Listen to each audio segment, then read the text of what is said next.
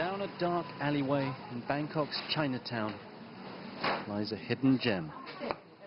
Jukung noodles has been here for more than 55 years. A huge bowl of noodles with vegetables, pork and dumplings for just over $1. Mr. SUWIT started working here when he was just 13 years old. His family fell on hard times. Since then, he's never been in debt and his stall was always packed. But in the last 6 months, his business has dropped by 40%. The Asian financial crisis did not impact my business much, but the COVID crisis is extremely bad, the worst I have ever seen. Previously, in times of economic crisis, street food vendors would have thrived. Cheap and tasty food like this would have done very well. But they say this time it's much worse. People are too scared to come out on the streets, and business has never been worse. Thais are famous for their resilience, however, and their adaptability. Samantha is a food blogger and consultant who's seen the huge impact of the COVID crisis across the range of the food industry in Bangkok. But she thinks the flexibility of street food will ensure its survival. And many stalls are doing exactly that, now selling online. And of course, it's taking away the experience of eating it, you know, like right here, right now, and the sort of atmosphere and the smell and all the stimulating the senses. But again, it's adapting to the world, you know, the situation with social distancing, for example. So it's unavoidable, so to speak, for now. Yeah. But for some places, it's already too late. This is the Khao San Road, where Somtam stalls and Pad Thai places once filled the street. Now all the tourists are gone, and so are the street stalls. But Bangkok's governor is keen that his city's reputation as a street food mecca remains. And he wants to assure all those people dreaming of a steaming tom yum soup or a fiery fish curry that as soon as they can travel, they'll be welcome here. I would like to invite everyone to visit Bangkok. Rest assured, we have stringent measures to prevent the spread of the disease, to prevent anyone, including tourists, from possibly contracting the disease. Bangkok offers delicious, convenient, and hygienic street food at good prices. We welcome you with a smile. But there aren't many smiles around Bangkok at the moment. The city's street food vendors had no business for 3 months over lockdown. Now restrictions have eased, and customers are still staying away. So many are now staying home themselves. Tony Cheng, CGTN, Bangkok. Well, as we saw from that story from Bangkok, coronavirus lockdowns have severely cut into street food vendors' revenues. They've also deprived people living in urban areas of vital access to fresh food, particularly those with lower incomes. Well, with me to discuss this is Martha Chen, a lecturer in public policy at the Harvard Kennedy School, as well as the International Coordinator of Women in Informal Employment, Globalizing and Organizing, or WIEGO. Thank you for joining me. Thank you.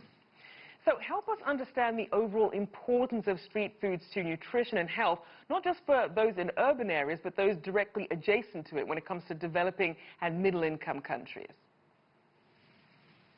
Thank you for this opportunity.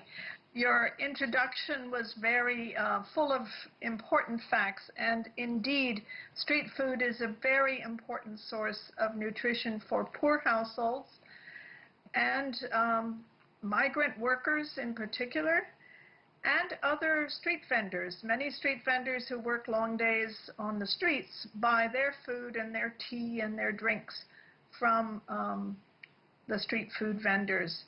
And we know from a study in Africa, 11 cities, that 70% of households in low-income countries source their food from informal traders. So the street food becomes a really important source of energy, of protein for poor families. So then I hasten to add that it's also a cultural, has a cultural value. The cuisine is valued, and we have the Michelin star in Bangkok, but we have Michelin stars for street vendors in a number of cities in Asia, and just this week for a street food vendor in Taiwan. So then talk about the role of street food vending as a source of employment and income, and which countries' economies rely the heaviest on this industry? We don't have enough data to say exactly that. I will say that the WIEGO network that I represent has worked very hard with the International Labour Organization to get better data on street vending in general, and in some cases we can get street food vendors in particular. So I'll just give you 4 countries where we have very recent up-to-date data. And what we know is that as a share of urban employment, street vendors in general represent 2% of all urban workers in South Africa, 3% in Ghana, 3.5% in Mexico, and 4% in India. The 2 countries where we know about street food vendors in particular are that in Ghana, street food vendors are 2% of all urban workers, and in Mexico, 1%. Now, we know they're in the billions, but we don't have more data than that, I'm afraid to say. Now, I do want to get to the social impact when it comes to the loss of these street foods amid the pandemic. As we heard earlier, when it comes to a recession, it's not just a sort of a monetary situation, it's that people physically cannot be there. So talk about the role of these as social spaces for people across all social and economic classes. Well, I like to think of the street food stalls as both an equalizer. People of all walks of life gather around them, but also of a real social fabric. Students, office mates, friends will go to in India, the tea stalls with snacks are really very popular. I can think of Vietnam and sitting around a pho noodle vendor. In China, the barbecue vendors.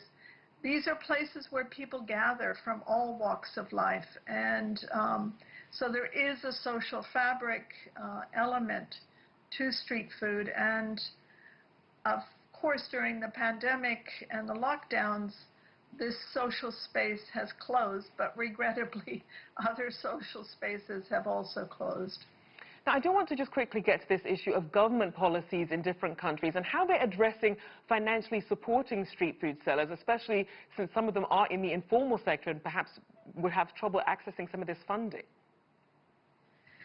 Well, we do know that during the sort of extreme pandemic lockdowns, when no work meant no income, meant no food for the vendors and others, the governments in many countries did come up with emergency cash grants and food packets, and those were not targeted to street vendors or street food vendors in particular, but hopefully reached them as well. In this time when some of the restrictions are being eased and perhaps some recovery measures are being put in place, we know that 1 or 2 countries, India has put in a recovery cash grant system, if you will, for street vendors. But also in India, in most cities, the natural markets of the street vendors have not reopened. They have not been allowed to reopen. Right. So you can put the cash in, but you have to reopen the natural markets. And the vendors themselves are taking the precautions to make open-air markets safe for the customers. And in some ways, open-air markets are safer than closed-in markets.